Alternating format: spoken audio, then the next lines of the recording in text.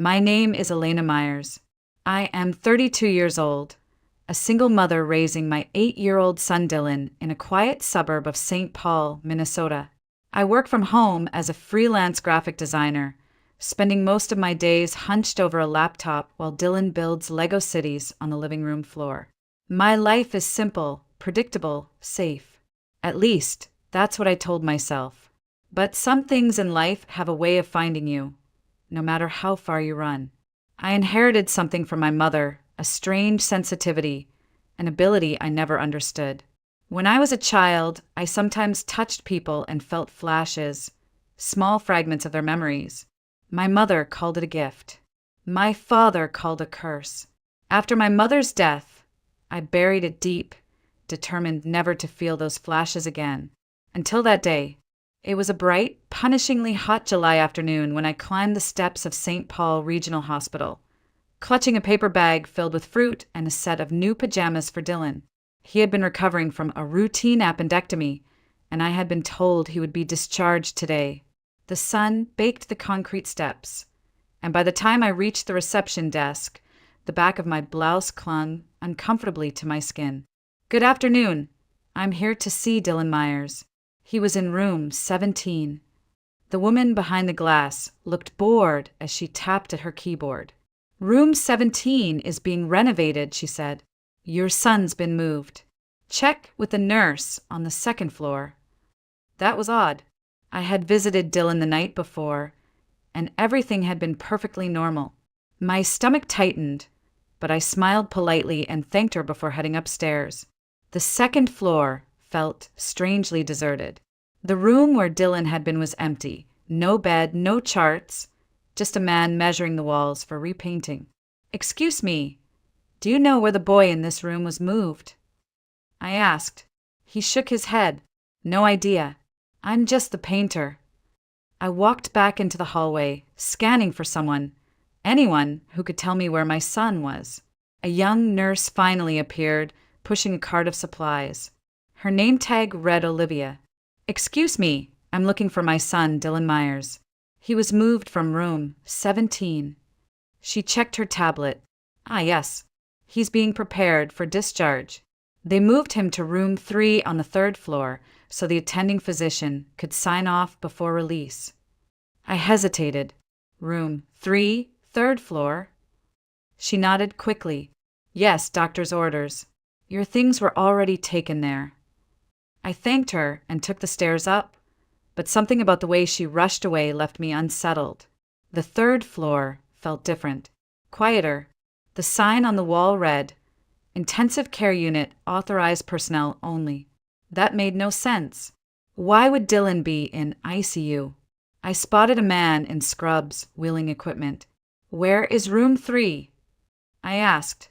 He scratched his head. "Room 3? Down that hallway, but I'm new here. Best to double check." I followed the hallway until I saw a door propped slightly open, a faint beep of medical monitors echoing inside. My instincts told me something was off, but I stepped in anyway. The room was dim, filled with the antiseptic smell of disinfectant and something heavier, the weight of silence. Only one bed was occupied. On it lay a woman I had never seen before, middle-aged.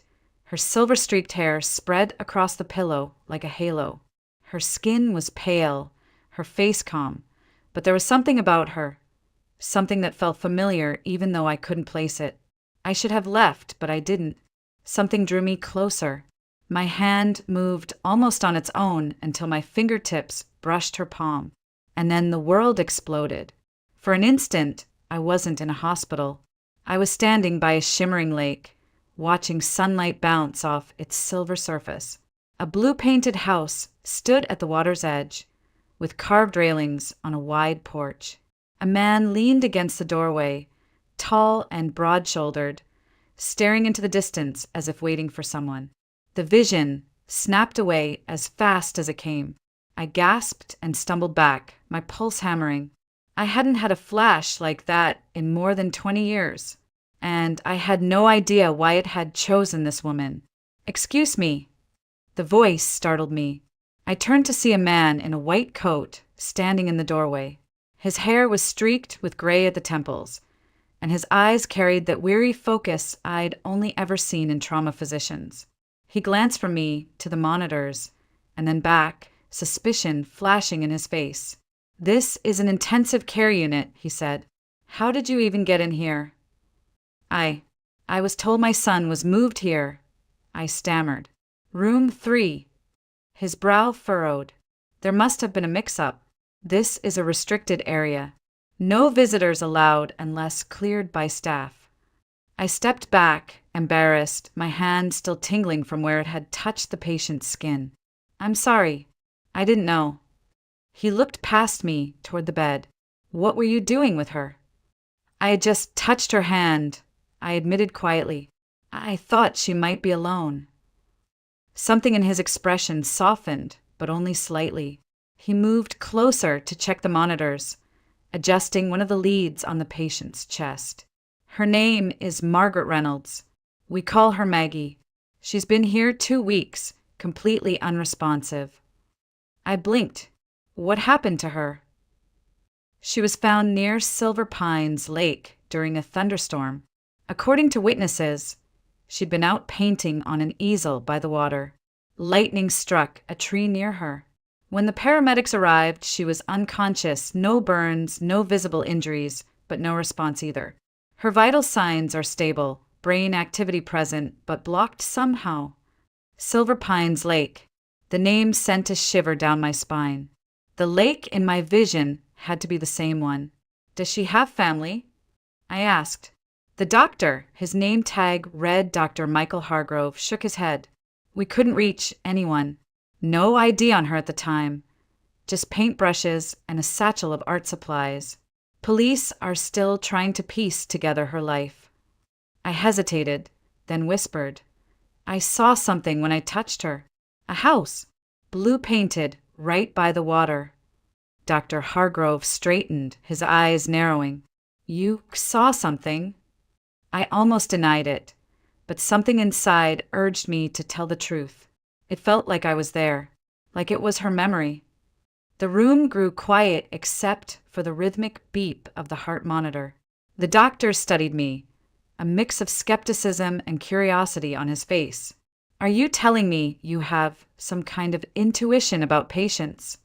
"No," I said quickly, then paused. "At least not normally. It hasn't happened since I was a kid." He sighed, rubbing the back of his neck. "Look, whatever you think you saw, keep it to yourself outside this room. Families cling to hope. If you give them false hope, it can destroy them. Understand?" "I'm not trying to give false hope," I said softly. "But she doesn't feel gone. It's like she's lost somewhere between." For a long moment, he simply looked at me, as if trying to decide whether I was delusional or telling a truth too strange to ignore. Finally, he said, "If you notice anything unusual, come to me directly. No one else." He wrote something quickly on a chart, then stepped aside. "Your son isn't here. He's downstairs, room 32, a different wing. Someone gave you the wrong information."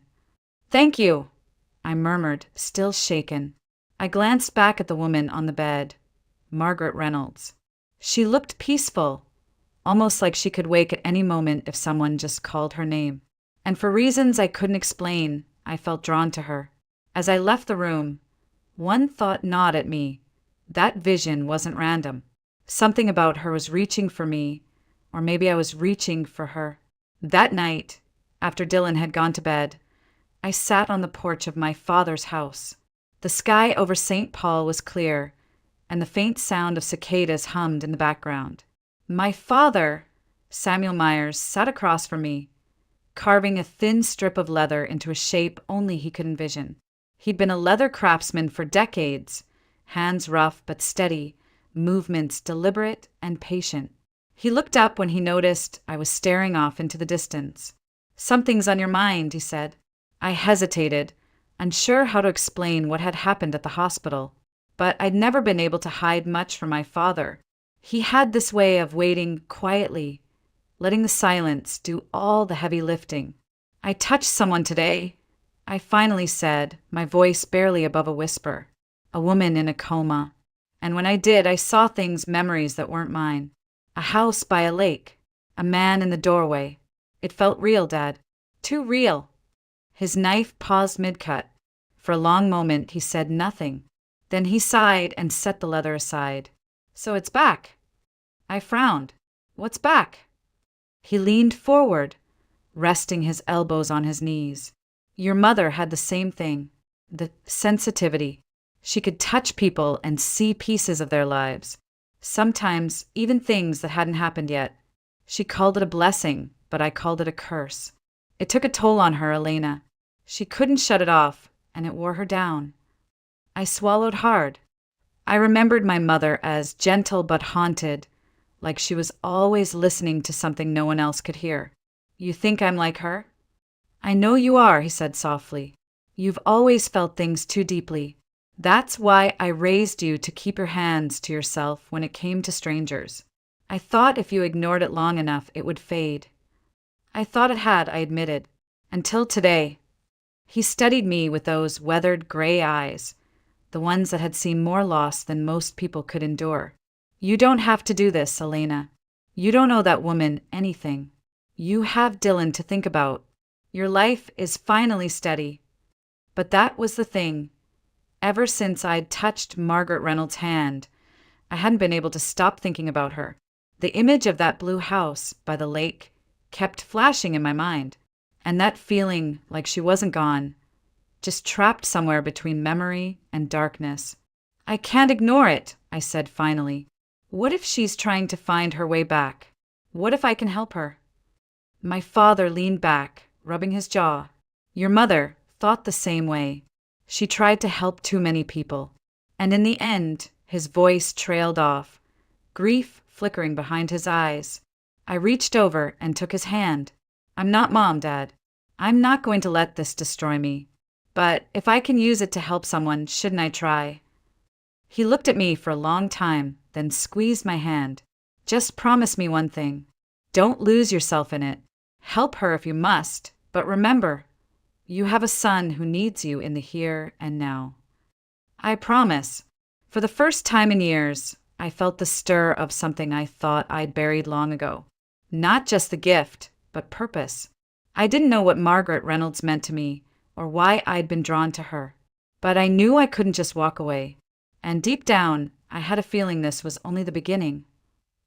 I woke before dawn the next morning, long before Dylan's alarm clock would chime. Sleep had been shallow and restless, filled with fragmented flashes of that house by the lake. I had seen every detail in my dream. The blue paint, the carved porch railings, even the weathered mailbox leaning slightly to one side. When I opened my eyes, I knew exactly where I needed to go. Mom, why are we up so early? Dylan mumbled as I packed his backpack with snacks and water. We're taking a little trip, I said gently. I need to check on something for work. It wasn't entirely true, but explaining psychic visions to an 8-year-old before breakfast felt like the wrong choice. By mid-morning, our car rolled along a winding rural road that hugged the curves of Silver Pines Lake. The water shimmered under the bright July sun, dotted with fishermen and the occasional kayaker gliding across its glassy surface. Dylan pressed his face to the window, wide-eyed. Whoa, can we go swimming later? Maybe, I said, though my focus was fixed on the GPS marker.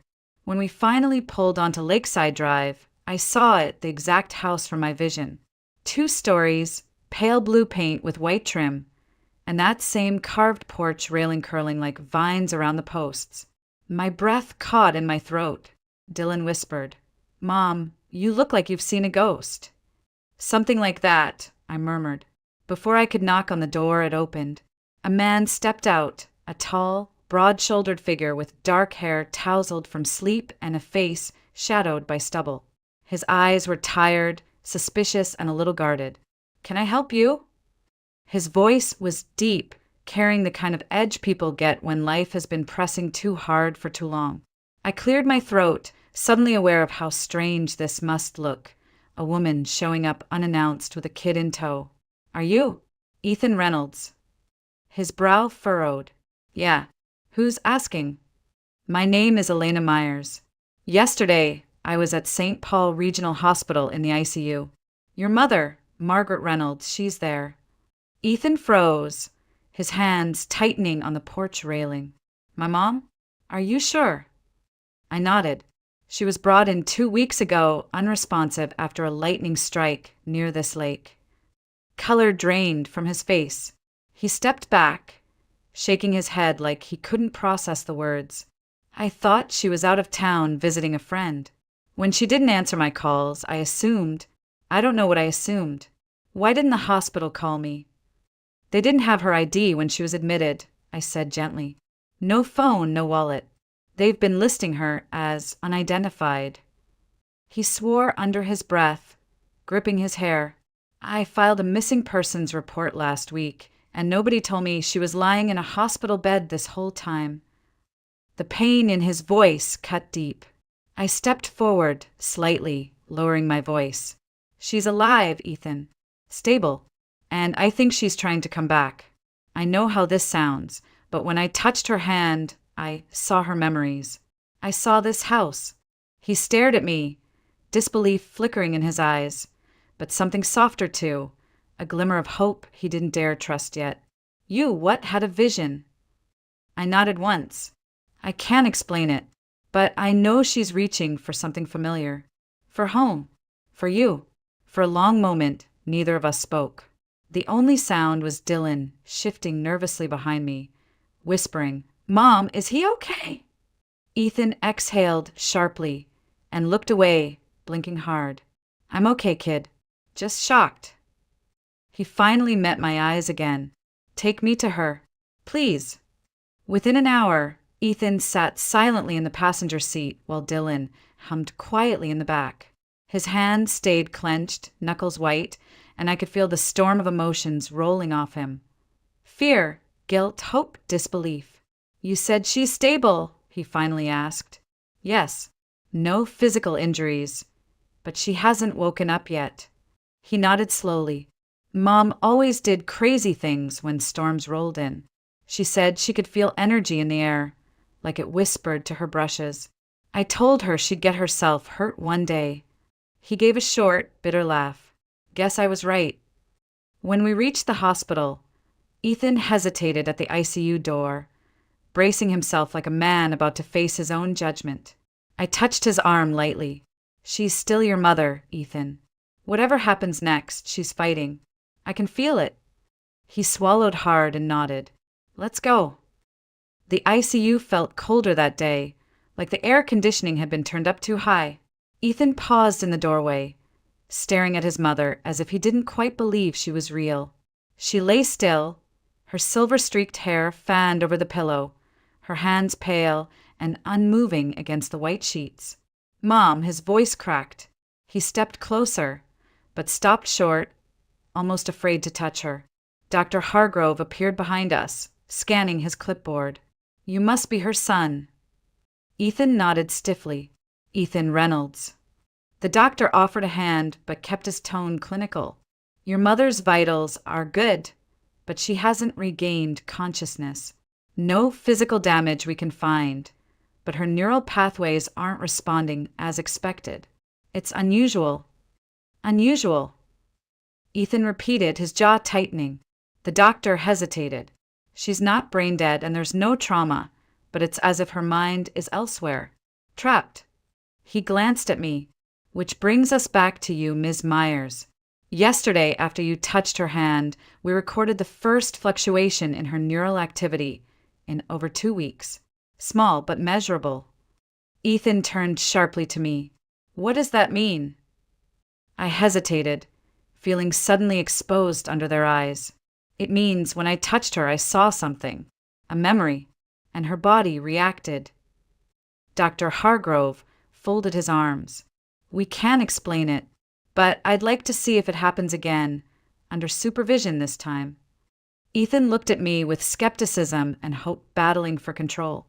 If you think it can help, I took a slow breath and nodded. I'll try. The room went quiet except for the rhythmic beeping of monitors. I stepped closer to the bed, my fingertips trembling slightly.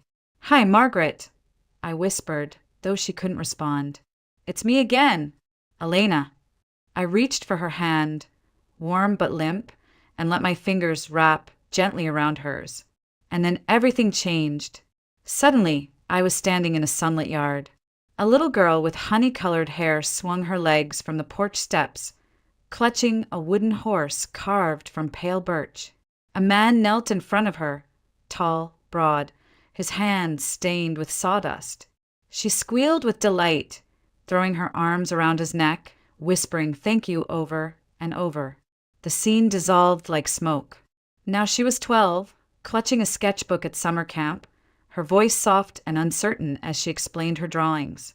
The other kids laughed behind her, teasing her for her small-town accent, but one camp counselor knelt, pointing at her sketches. "You have talent, Margaret, real talent." The kindness wrapped around her like sunlight after rain. The vision shifted again. Rain fell on a summer evening, blurring streetlights into watercolor streaks. Margaret, now a teenager, stood under a chestnut tree with a boy who wrapped his jacket over her shoulders. He whispered something, and she laughed through tears as he kissed her. First love, fragile and sweet, filling the air with a thrill of possibility. A wedding followed, small, quiet, intimate. The man she married wasn't the boy under the tree, but someone else, gentle, serious, but eventually distant. A baby's cry echoed, pulling focus to a tiny boy with Ethan's eyes. Margaret smiled through exhaustion, rocking him in a small apartment that smelled faintly of formula and turpentine. Years sped forward. The apartment was replaced by a cramped studio filled with canvases. Margaret painted late into the night, hands moving with fierce precision as she captured storm clouds rolling over a lake. Bills stacked on a side table, but she didn't stop painting, or kept her breathing when life pressed too hard. The visions came faster now, fragments blurring together. Ethan's first steps, her first solo exhibition, quiet evenings alone, phone calls that ended in tears. A woman who gave everything she had to her child and to her art, even when the world gave her little in return. I gasped, the visions fading like a tide pulling back to sea. When I opened my eyes, I was back in the ICU. A single tear rolled down Margaret's temple, and her fingers twitched faintly in my grip. Ethan made a strangled sound. "Did you see that?" She moved.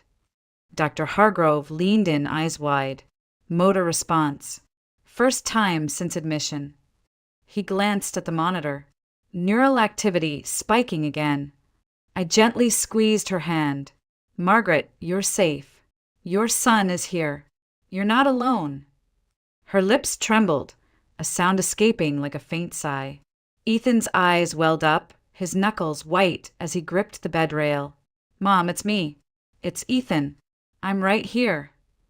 For a heartbeat, I thought she might wake fully, but then her body relaxed again, slipping back into stillness. "She's in there," I whispered, my own voice shaking. "She's fighting." Ethan turned to me, his face a mix of awe and confusion. What exactly are you doing? How do you know all that about her life?" I hesitated, unsure how to explain decades of secrecy in a single sentence. "When I touch people, sometimes I see pieces of their memories. I thought it was gone, but apparently not." Ethan studied me like I was speaking another language. Finally, he said, "Whatever it is, don't stop. If it helps her, I don't care how strange it is." Dr. Hargrove nodded slowly. "We'll document this. But one thing is clear. She responds to you, Ms. Myers. You might be her only link back right now." I looked down at Margaret again, her still hand in mine. For the first time in years, I felt the stir of purpose, sharp and undeniable. This woman's life had played across my mind like a silent film, and I couldn't walk away. 3 days after the second session, everything changed. I was sitting by Margaret's bedside, holding her hand like I'd done every day since that first vision, when I felt a faint squeeze. My head shot up, and for a second I thought I'd imagined it, but then her eyelids fluttered. Margaret. My voice cracked. It's Elena. Can you hear me? Her lips parted, and a whisper of sound escaped. Who? Ethan was already in the room before I could call him. Mom? Oh my God, Mom, you're awake. His voice trembled, joy and relief spilling into every word. Margaret blinked slowly, her gaze sliding toward him. I don't know you. The words hung in the air like shattered glass. Ethan froze, gripping the side of the bed. Mom, it's me. Ethan. Your son. Her brow furrowed, eyes darting nervously between us. I don't remember.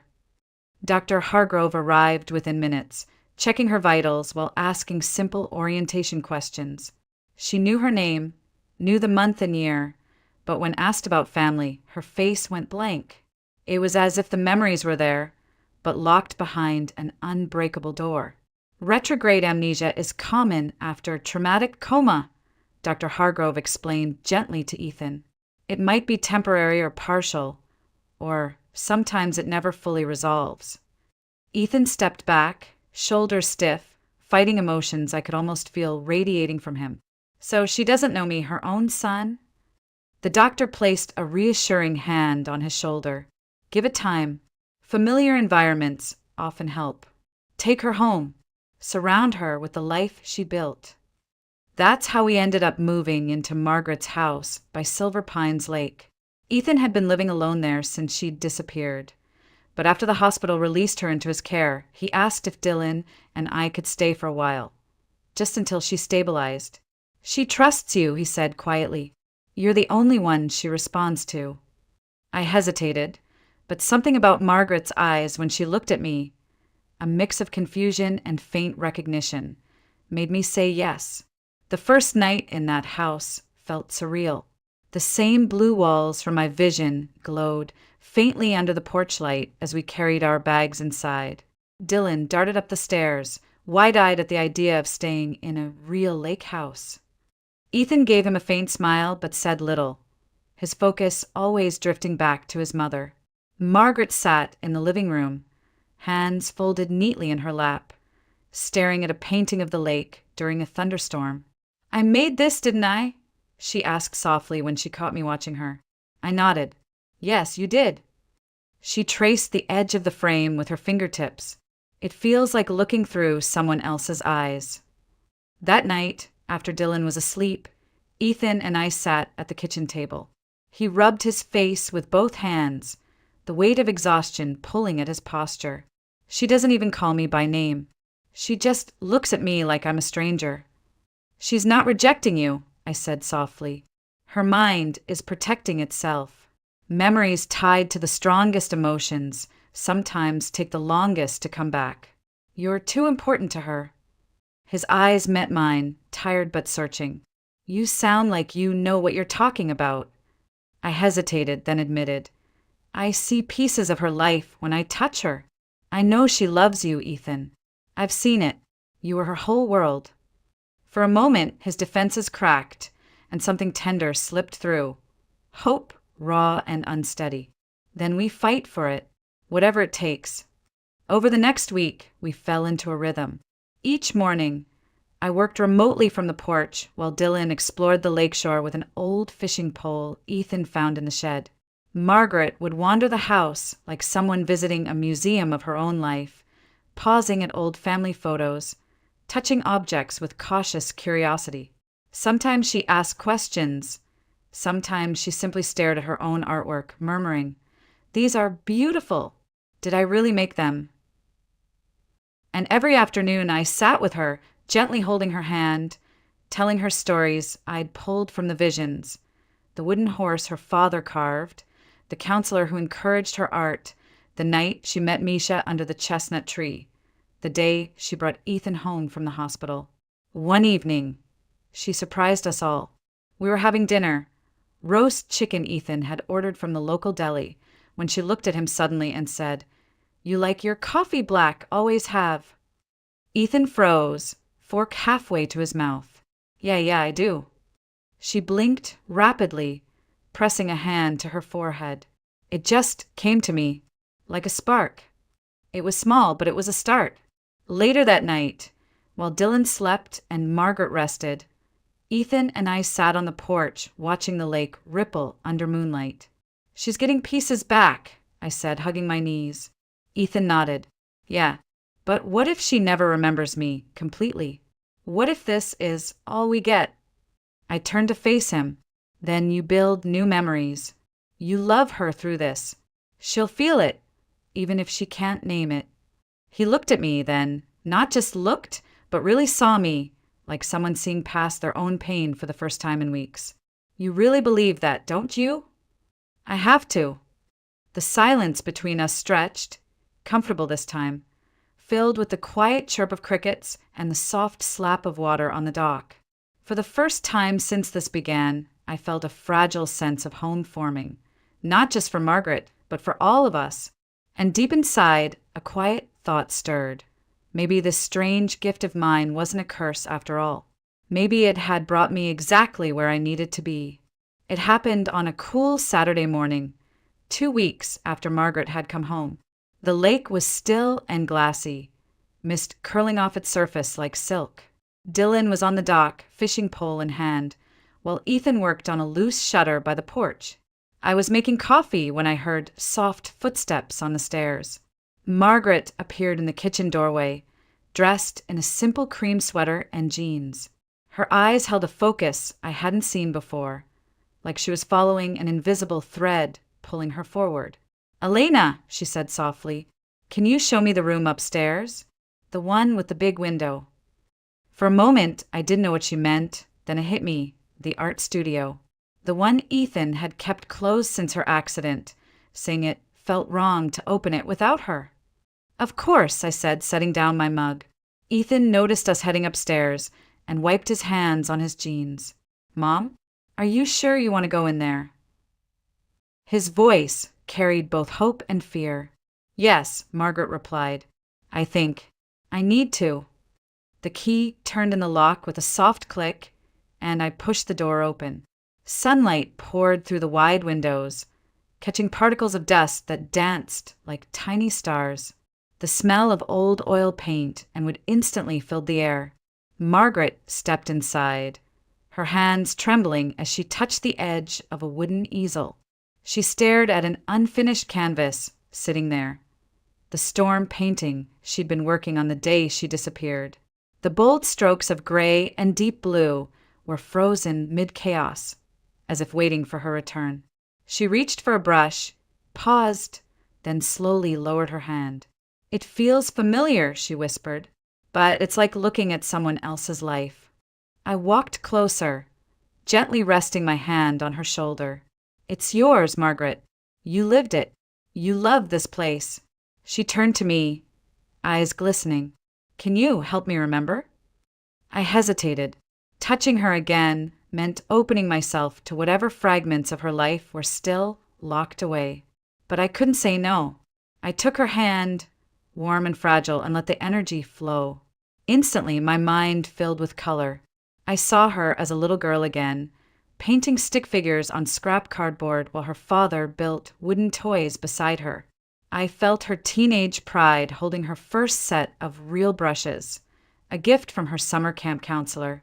Then came flashes of art school, paint under her nails and coffee-fueled nights over blank canvases. The visions shifted, and I saw the day she brought baby Ethan into this very room, holding him in one arm while painting with the other. She whispered to him, "Someday you'll understand why I need this." Another flash, a fight with her ex-husband, his voice sharp, accusing her of choosing paint over family. She stood her ground, even with tears streaking her face. "Art is how I breathe," she'd said.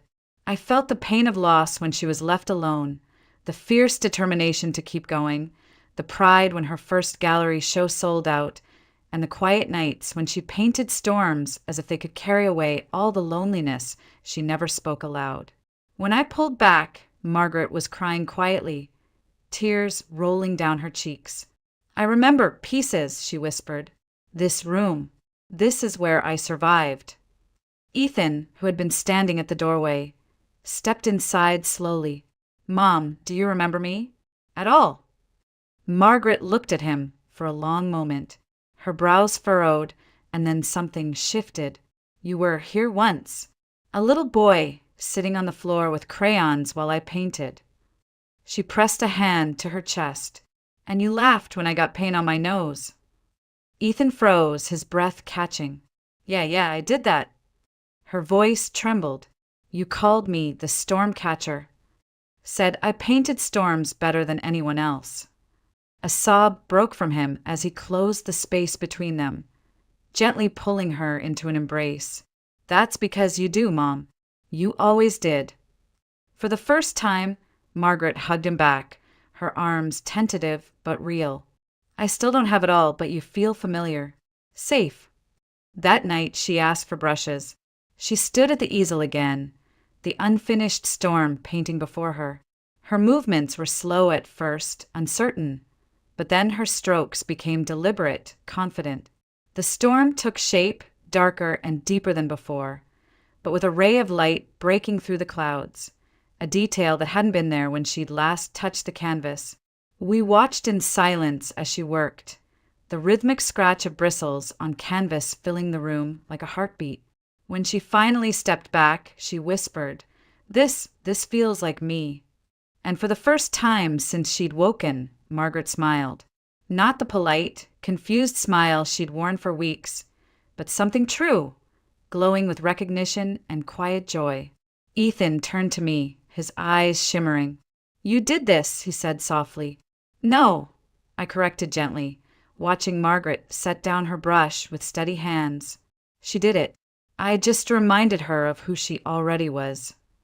From that day, Margaret's recovery accelerated. Her memory didn't return overnight, but the fear in her eyes softened, replaced by curiosity and a growing confidence. The house felt alive again, full of laughter, paint, and late-night coffee runs. Dylan started calling her Grandma Maggie, and she didn't correct him. It wasn't perfect, but it was ours. A strange, patchwork family stitched together by love, patience, and the stubborn belief that even broken memories could be mended. Autumn came early that year. The trees around Silver Pines Lake burned with shades of amber and crimson, their reflection rippling across the still water like fire in motion. Life in the Reynolds house had found a rhythm, quiet, steady, and full of small moments that stitched us closer together. Margaret painted almost every day now. At first, her sessions were short, cautious, like a pianist relearning the keys. But then something clicked, and she threw herself into it, sometimes painting until her hands cramped. The canvases she produced were different, less storm, more light.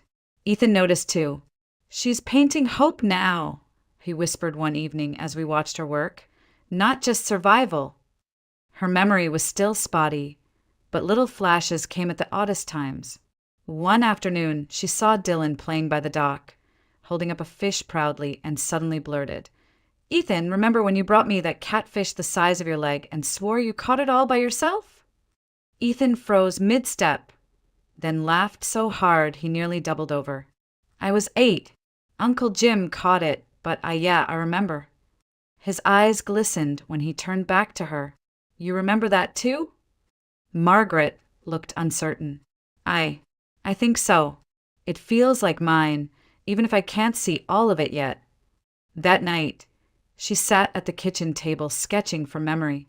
The image was of Ethan, age 8, holding a catfish with a grin, so wide it looked like it might split his face. Her hands trembled as she sketched, tears smudging the pencil lines. It's coming back, she whispered, piece by piece. A week later, we had a breakthrough I hadn't expected. Margaret had been restless all morning, pacing between the studio and the living room. Finally, she turned to me and said, Elena, can you do it again? The way you did in the hospital. When you touched me and I saw things. My chest tightened. I'd been careful with that gift, afraid of what it might stir in me as much as in her. But she looked at me with such pleading eyes, I couldn't refuse. Okay, I said softly. Sit down, take a breath. She sat on the edge of the couch, her hands trembling as she held them out to me. The moment our palms touched, I let go. Memories slammed into me like a floodgate bursting. Her first apartment after the divorce. Tiny but full of plants and unfinished canvases.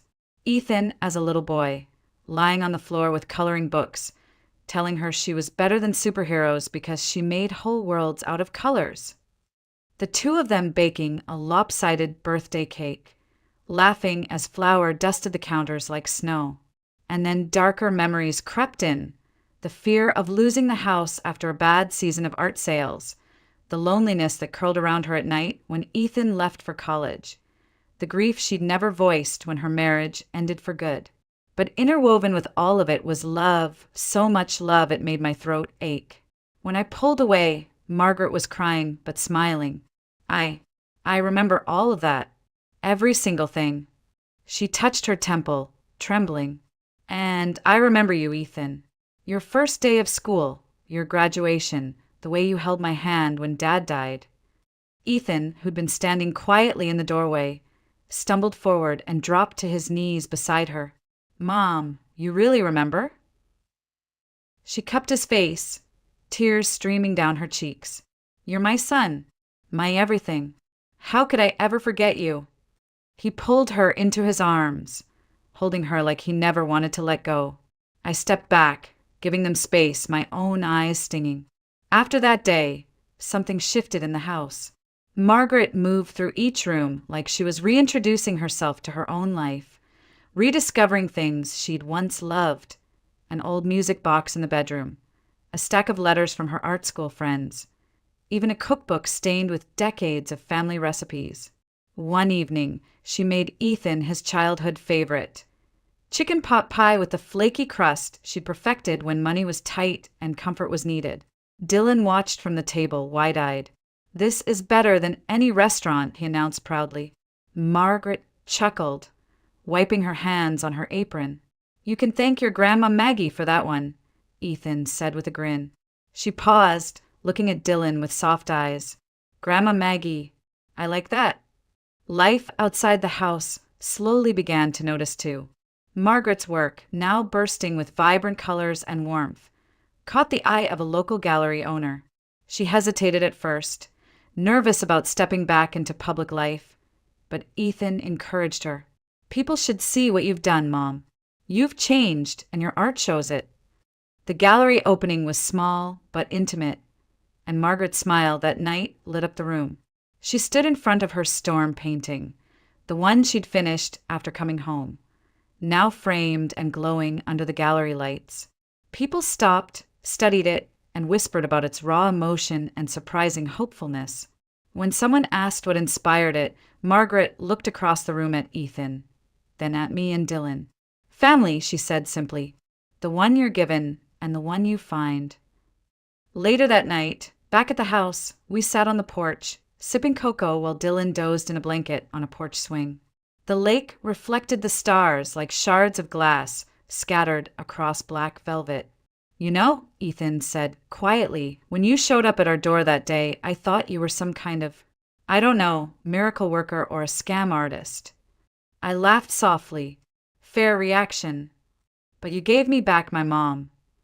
He turned to me, eyes soft, sincere. And somehow you gave me back a piece of myself, too. Margaret, sitting beside us, reached over and took both our hands. We're a family now, aren't we? Not just because of blood, but because we choose to be. I felt a warmth bloom in my chest, deeper than gratitude, steadier than luck. For the first time in years, I wasn't just passing through life. I was part of something rooted, something alive. The first snow of the season fell quietly over Silver Pines Lake, turning the water's edge into a soft blur of white and silver. It had been 3 months since Margaret had fully regained her memory, and the house no longer felt like a place of loss. It felt like a home. Inside, the fireplace crackled, filling the living room with warmth and the scent of pine. Dylan sat cross-legged on the rug, working on a school project while Margaret painted in her studio upstairs, humming softly to herself. Ethan and I were in the kitchen, preparing dinner together. It felt almost domestic, almost ordinary. And that in itself was a miracle. "You know," Ethan said quietly as he chopped vegetables, "I used to hate this house." I looked up, surprised. "Hate it? Why?" He shrugged, avoiding my gaze. Too many ghosts. Too many reminders of how lonely Mom had gotten. How much I'd missed while building my own life somewhere else. But now, he paused, knife stilling mid-slice. "Now it feels different. Because of you. Because you stayed." I smiled, faintly, tucking a strand of hair behind my ear. "I didn't stay for me. I stayed for all of you, and maybe a little for me too." Ethan's eyes lifted to meet mine, and something unspoken passed between us. A softness, a possibility neither of us had been ready to acknowledge before. Upstairs, Margaret finished her painting and called us to join her. When we stepped into the studio, I froze. It wasn't another storm or lake landscape. It was us, all of us. Dylan holding a fishing rod, grinning proudly. Ethan leaning against the porch railing, relaxed and at peace. Margaret herself at the easel, and me sitting on the steps, sunlight falling across my face. It wasn't just a painting, it was a statement. This is my life now. This is my family. Tears welled in my eyes before I could stop them. "It's beautiful," I whispered. Margaret smiled, her hand steady as she set down her brush. I wanted to capture what saved me, what brought me back. She looked at me with gratitude, so deep it felt like a physical weight. "You gave me more than memories, Elena. You gave me a future." I shook my head, overwhelmed. "You gave yourself that, Margaret. I just held your hand." She stepped forward and hugged me tightly, something she hadn't done even when her memory first returned. "You were the thread that stitched me back together. I'll never forget that." Later that evening, after Dylan went to bed, we sat by the fire with mugs of hot cocoa. The conversation drifted to plans for the holidays, who would host Thanksgiving, what kind of tree to get for Christmas. It was Margaret who said it first. "Elena, what are you going to do after this? After I'm back to normal?" The question caught me off guard. For weeks, I'd been avoiding thinking about it. My old life, the one before Silver Pines, was still there waiting. But it felt hollow now, compared to what we had built here. "I don't know," I admitted softly. "For the first time in a long time, I feel settled. Like I belong somewhere." Ethan set down his mug. "Then stay. You and Dylan. Stay here with us." My head snapped toward him. "Ethan!" He held my gaze, his voice steady. "This isn't just about gratitude. This is about us. About building something real." Margaret smiled knowingly but didn't interfere. She simply sipped her cocoa, her eyes twinkling like someone who had already seen the ending of a story she loved. I felt a lump in my throat. "You mean that?" Ethan nodded. "I mean every word." The weeks that followed were some of the happiest I'd ever known. Thanksgiving came, and for the first time in years, Margaret cooked her famous pot pie, laughing as Dylan and Ethan made a mess peeling potatoes. Christmas followed with snowball fights by the lake, a tree decorated with mismatched ornaments, and Margaret gifting each of us a small framed painting she'd made, a memory from this new life we'd built together. But the true moment of healing came one evening in January, when Margaret took me by the hand and led me to her studio. On the easel was a new canvas, a young girl holding the hand of an older woman, standing at the edge of a lake as storm clouds parted to reveal sunlight. "That's you and me," Margaret said softly. "The day you brought me back." I stared at it, unable to speak. "This gift you have," she continued. "It's not a curse, Elena. It's connection. And sometimes that's what people need most, to know someone sees them even when they're lost." For the first time in years, I didn't feel ashamed of what I could do. I felt proud. Spring came early, the ice melted from the lake, and life settled into a rhythm that felt permanent. Margaret's work began selling at galleries again. Dylan thrived at his new school, and Ethan and I, well, we finally admitted what had been growing between us all along. One evening, we stood by the dock, watching the sunset bleed into the water. Ethan reached for my hand. "So this is home now." I smiled, leaning against him. "Yeah, this is home." Behind us, Margaret called out from the porch, holding up another painting. "Hey, who wants to see my newest masterpiece?" Dylan came running, shouting, "Me! Me!" And the three of us walked back together, hand in hand. As I look back now, I realize everything began with one accidental touch in a hospital room. A touch that opened not just Margaret's memories, but my own heart to healing, to belonging, to love. And sometimes that's all it takes. One touch to change everything.